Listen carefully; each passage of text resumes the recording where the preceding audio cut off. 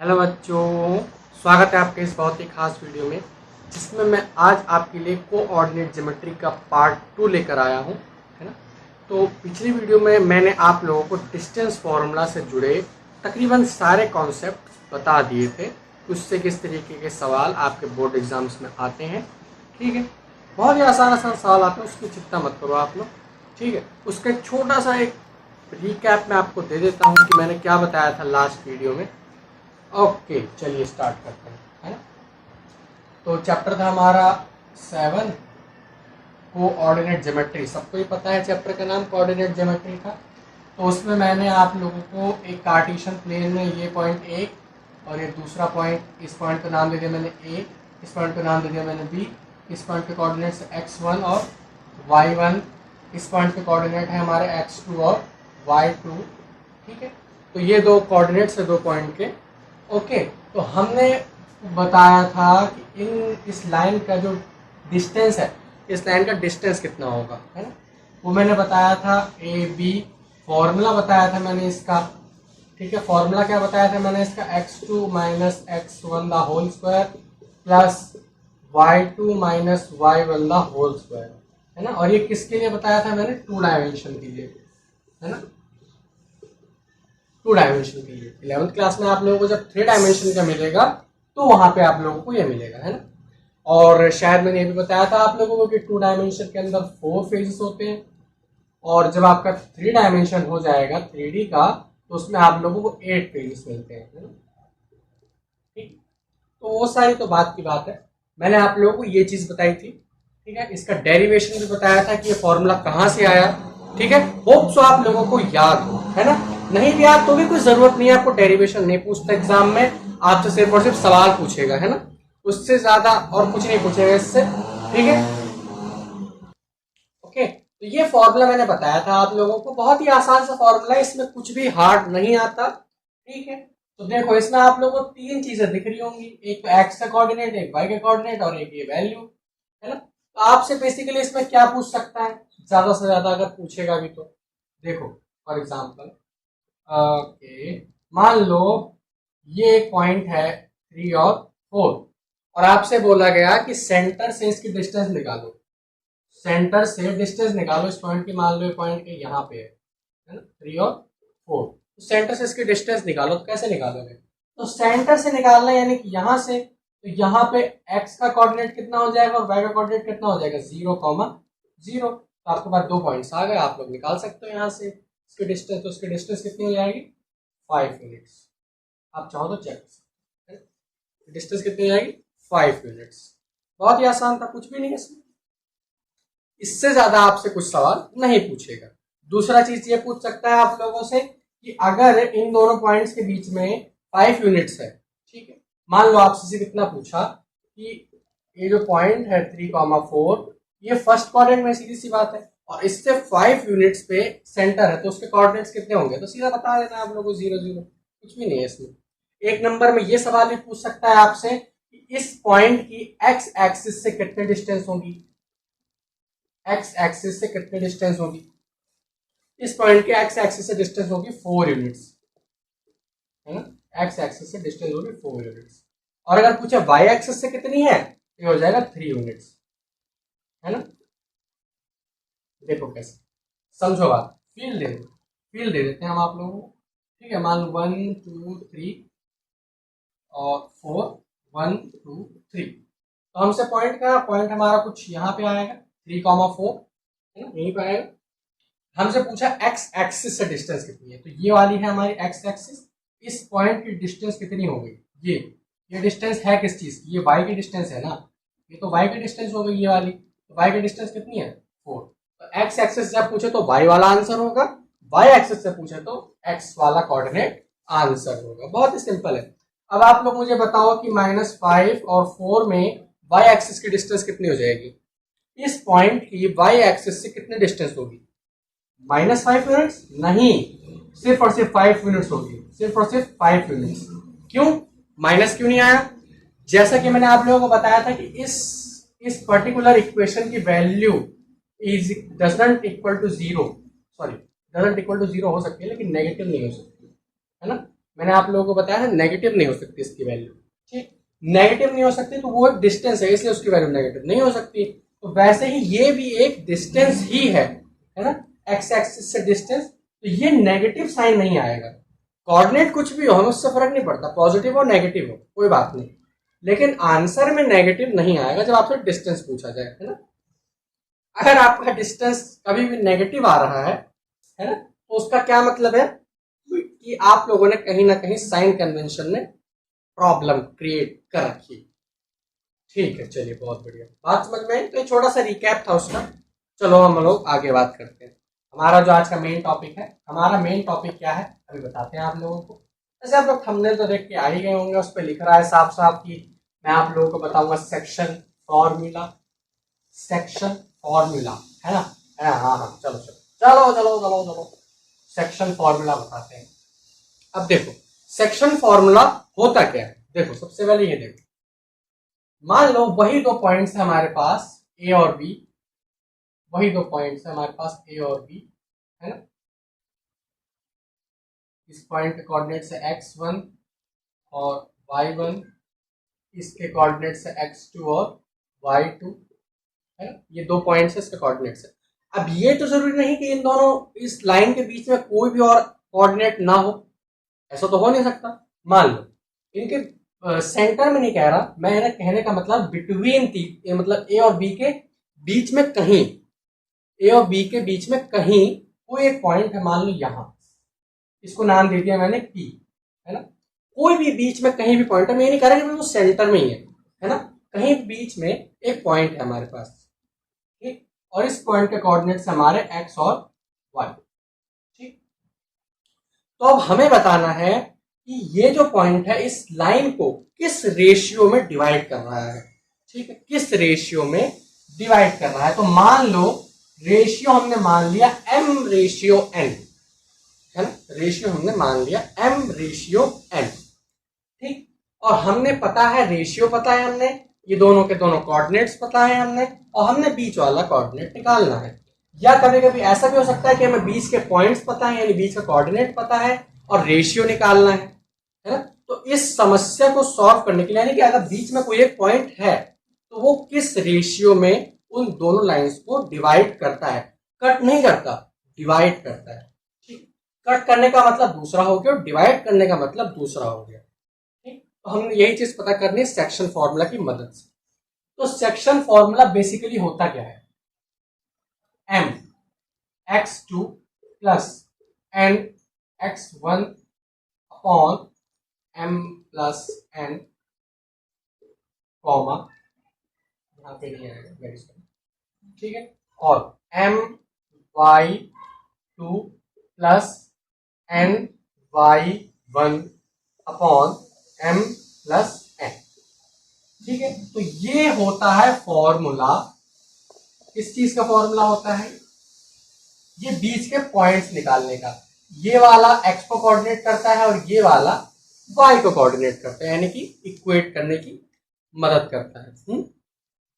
ये वाला x के बराबर, ये वाला y के बराबर। तो ये इतना पार्ट सिर्फ और सिर्फ x का कोऑर्डिनेट निकालने के काम में आता है, और ये इतना पार्ट सिर्फ और सिर्फ y का कोऑर्डिनेट निकालने के काम में आता है ना। ओके, तो ये हमारे पास फॉर्मूला होता है। ओके, तो चलिए इन पे सवाल करते हैं, फिर लास्ट में आपको इसको डेरिवेशन करके दिखा देंगे कि ये फॉर्मूला आया कहां से। सवाल करें इसके ऊपर, बढ़िया बढ़िया से सवाल करें।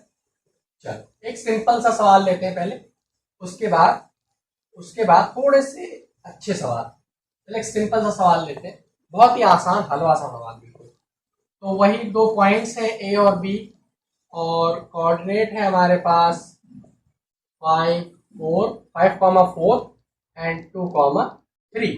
तो ये हमारे पास कोऑर्डिनेट्स है, और ये डिवाइड, और जो बीच में पॉइंट है हमारे पास एक्स और वाई, है ना, ये इस लाइन को डिवाइड करता है 2:1 में, है ना, 2:1 में। तो हमने इसके बीच में कोऑर्डिनेट्स निकालने हैं, फॉर्मूला लगाओ, खत्म करो सवाल, बिल्कुल ही हलवा सा।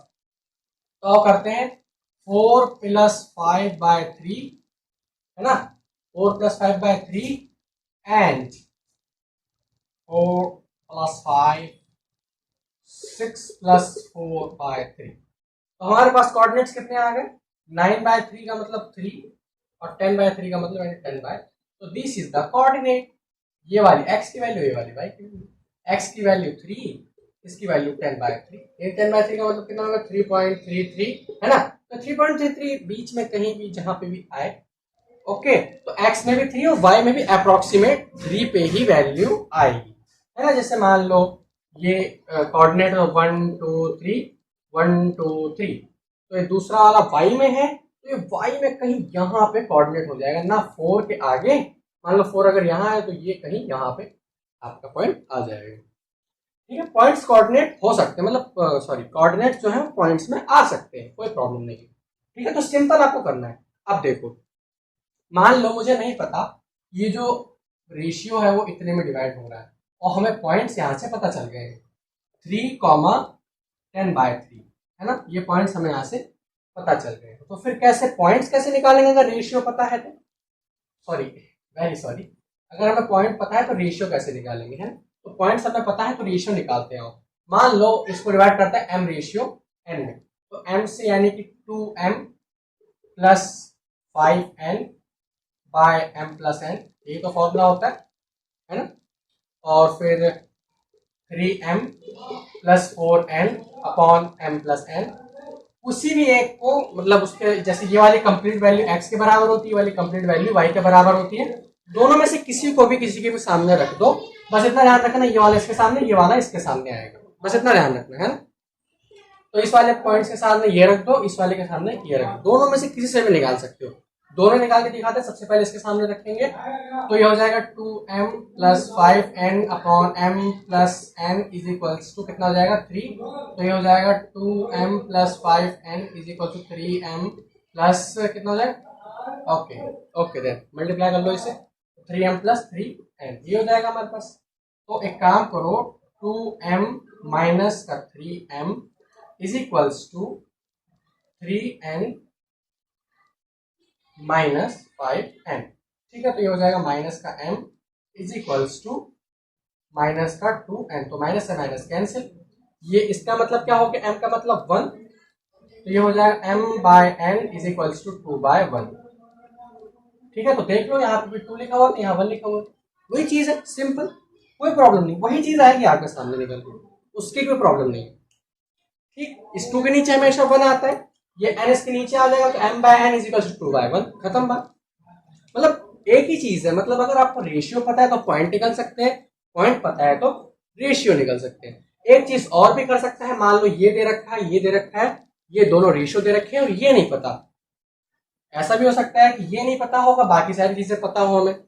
अरे ये चीज समझो कि अगर आपके पास 5 चीजें हैं, आपको किसी 4 की वैल्यू पता है तो आप 5 भी निकाल सकते हो, है ना। बहुत बढ़िया, वही चीज कॉन्सेप्ट यहाँ पे भी लगता है। आपको रेशियो पता है तो आप पॉइंट्स निकाल सकते हो, पॉइंट्स पता है तो रेशियो निकाल सकते हो। हलवा सवाल था, कोई दिक्कत नहीं। अब आओ एक थोड़ा सा लेवल बढ़ाते हैं, आओ थोड़ा सा लेवल बढ़ाते हैं। देखो एक छोटा सा हिंट मैं आपको दे देता हूँ एग्जाम्पल के तौर पे, वैसे तो ये पॉइंट्स बीच में कहीं भी होते हैं, है ना। और बाई चांस अगर ये पॉइंट सेंटर में हो जाए, बाई चांस ये पॉइंट सेंटर में हो जाए, ठीक है, तो पॉइंट्स वही ले लेते हैं 5,4 और 2,3, है ना। और मान लो ये पॉइंट्स कहीं सेंटर में हो, बिल्कुल बिल्कुल सेंटर में, इन दोनों लाइंस के बिल्कुल सेंटर में, तो मतलब क्या होगा, इसके रेशियो कितने हो जाएंगे 1:1, मतलब इतने में डिवाइड करेगा। चाहो तो इसको 2:2 ले लो, चाहो 3:3 ले लो, आपकी मर्जी, ठीक है। तो 1:1 में ले लोगे, है ना, 1:1 में, तो फिर मल्टीप्लाई करने की जरूरत नहीं है। अगर मिड पॉइंट दे रखा है आप लोगों को तो x वाली वैल्यू x के साथ प्लस करो, y वाली को y के साथ प्लस करो, 5 + 2 7, 7/2 कितना हो जाएगा 3.5, और 4 + 3 7, 7 को 2 से डिवाइड करोगे तो कितना हो जाएगा 3.5, देखो हो वही चीज आ रही है ना। तो अगर मिड पॉइंट दे रखा है तो आपको रेशियो से मल्टीप्लाई करने की कोई जरूरत नहीं है, खटाक से x को x से प्लस करके 2 से डिवाइड करो, y को y से प्लस करके 2 से डिवाइड करो, बस खत्म, सवाल यहीं पे उड़ जाएगा, है ना। और अगर दोनों पॉइंट सेम, ये जरूरी नहीं है कि दोनों पॉइंट सेम ही आए मिड पॉइंट तक, तो ये जरूरी नहीं है, दोनों पॉइंट अलग अलग भी आ सकते हैं, उससे कोई फर्क नहीं पड़ता, बस ये है कि मिड पॉइंट होना चाहिए। बात समझ में फील मिला। चलो मैं अपने मार्कर को थोड़ी सी इंक पिला दूं, है ना, एक सेकेंड, है ना, मार्कर को थोड़ी सी इंक पिला लें, है ना, मिला लें जरा सा। ये नज़ारा बिल्कुल भी अच्छा नहीं है, देखने लायक आपके नहीं है बिल्कुल भी, है ना। थोड़ा सा इसके नीडल पे भी लगा दे ताकि ज़रूरी रहेगा। ओके, मैं कहाँ का ढक्कन कहाँ लगा रहा हूँ, है ना। चलो बहुत बढ़िया, तो हमने मार्कर को भी इंक पिला ली है अपने। ओके चलिए स्टार्ट करते हैं। तो एक अच्छा सवाल लेते हैं, पॉइंट्स वही रहने देते हैं, है ना, पॉइंट्स वही रहेंगे तो मतलब फील मिलेगा आप लोगों को। तो पॉइंट्स वही है हमारे पास 5,4 और 2,3, पॉइंट्स वही रहने दो, है ना। अब इसमें एक ट्विस्ट है। ट्विस्ट क्या है कि ट्राई सेक्शन हुआ है इस लाइन का, ट्राई सेक्शन हुआ है इस लाइन का, इस लाइन का क्या हुआ है, ट्राई सेक्शन, यानी कि 3 इक्वल पार्ट्स में इसको डिवाइड किया गया है। ठीक है, तो इसके बाकी के 2 पॉइंट्स, मतलब जो इसके बीच में जो 2 पॉइंट्स आएंगे, ट्राई सेक्शन का मतलब क्या होता है, बीच में 2 एक्स्ट्रा पॉइंट्स हैं, है ना, तो उन दोनों पॉइंट्स के कोऑर्डिनेट हमें निकालने हैं। ट्राई सेक्शन का यही मतलब है 3 इक्वल पार्ट्स में, तो एक पॉइंट, एक पार्ट ये, एक पॉइंट है, एक पार्ट ये, 3 इक्वल पार्ट्स में तो 2 के तो हमें कोऑर्डिनेट पता है, लेकिन बीच के 2 के नहीं पता, तो वो कोऑर्डिनेट हमें निकालने हैं। सोचो कैसे, सोचो कैसे निकालोगे। सबसे पहले तो रेशियो पता करो आप लोग, किस रेशियो में डिवाइड हुआ है, ट्राई सेक्शन हुआ है ना। हाँ भाई, सोच लिया, कैसे करेंगे, 3 इक्वल पार्ट्स में डिवाइड करना है। तो देखो रेशियो देखा जाए तो ये हो जाएगा 1:1:1। अभी भी टाइम है, कर लो अभी भी टाइम है ना, कर लो, अभी भी टाइम है हमारे पास। चलिए हो गया, है ना। तो ये तीनों 1:1 रेशियो में डिवाइड हो गए। जस्ट अभी बताया था मैंने आप लोगों को कि जब 2 इक्वल पार्ट्स में डिवाइड होते हैं तो 1:1 में डिवाइड होता है, जब 3 इक्वल में होगा तो भी 1:1 में ही डिवाइड होगा। ठीक, इक्वल रेशियोज है, ठीक, यानी कि इक्वल पार्ट्स में अगर डिवाइड हुआ है तो रेशियो भी इक्वल ही होंगे। ठीक, एग्जाम्पल के तौर पर देखो, मान लो जो इक्विलेटरल ट्राइंगल होता है उसको 3 इक्वल एंगल्स में डिवाइड किया जाता है, 60 डिग्री, 60 डिग्री और 60 डिग्री। तो वही चीज है यहाँ पे भी, इनके रेशियो आप लोग चेक करोगे तो वही आएंगे। 60/180 इसका रेशियो होगा तो 1/3, इसका भी 1/3, इसका भी 1/3, और तीनों को जोड़ोगे तो 1 आंसर आएगा। आएगा आंसर, नहीं आएगा, जोड़ कर देख लो आप चाहो तो। ठीक, यही बात है कि इसका आंसर सेम वही चीज यहाँ पे भी वही है ना। चलिए 3 इक्वल पार्ट्स में डिवाइड किया, इसलिए इसको 1:1 में दिया है। 4 इक्वल में क्या है तो 1:1:1:1 4 में होता है ना। लेकिन अब देखो इस पॉइंट के लिए बाकी के इन दोनों रेशियोज को प्लस कर दिया जाएगा इस पॉइंट को निकालने के लिए। ठीक, और जब इस पॉइंट को निकालेंगे तब इन दोनों पॉइंट्स को प्लस करके इसको अकेला कर दिया जाएगा। नहीं समझे, देखो जब आप लोग मान लो ए के पास वाले रेशियो को निकालोगे तो इस पॉइंट के रेशियो हो जाएंगे 1:2, जब ये वाला पॉइंट का निकालोगे तब। ठीक, और जब इस दूसरे यानी कि जब आप पी का निकालोगे तब, और जब क्यू पॉइंट के कोऑर्डिनेट्स निकालोगे तब इसके रेशियो हो जाएंगे 2:1।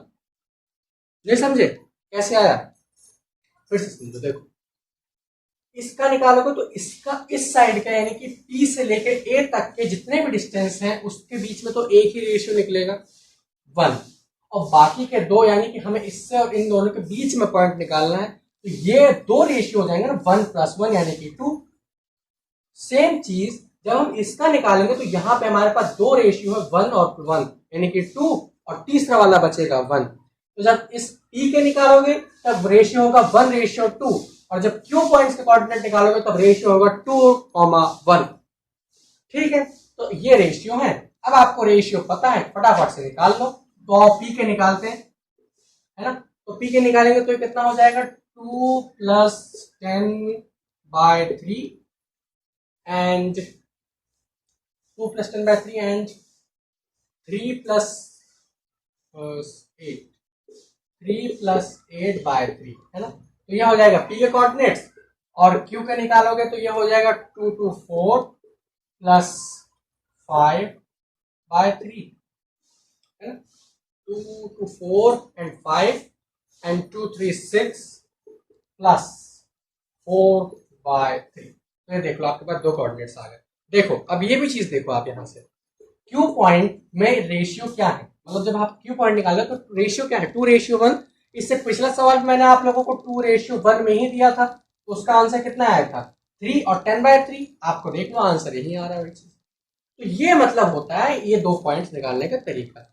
आपसे जब बोला जाए कि डायसेक्शन है, ट्राइसेक्शन है, तो डायसेक्शन का मतलब 2 इक्वल पार्ट्स में डिवाइड किया गया, ऐसा नहीं बोलेगा कि बिल्कुल सेंटर में लाई कर रहा है ना, ऐसा बोलेगा कि सॉरी मतलब डायसेक्शन हो गया लाइन का या ट्राइसेक्शन हो गया लाइन का, है ना। मैंने आप लोगों को लाइफ प्रोसेस में डायसेक्शन ऑफ लीफ बताया था, याद है, डायसेक्शन ऑफ लीफ इस तरीके से, तो 2 इक्वल पार्ट्स में तो डिवाइड हो रहा है, तो ये डायसेक्शन नहीं होता, डायसेक्शन इस तरीके से किया जाता है 2 इक्वल पार्ट्स में, है ना।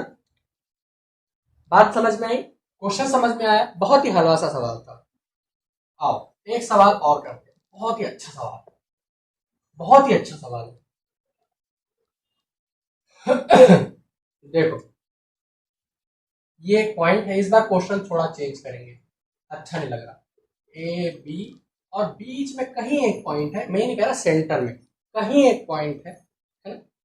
इस पॉइंट के कोऑर्डिनेट्स हैं आपके 5,7 और इस पॉइंट के कोऑर्डिनेट्स हैं आपके 3,9।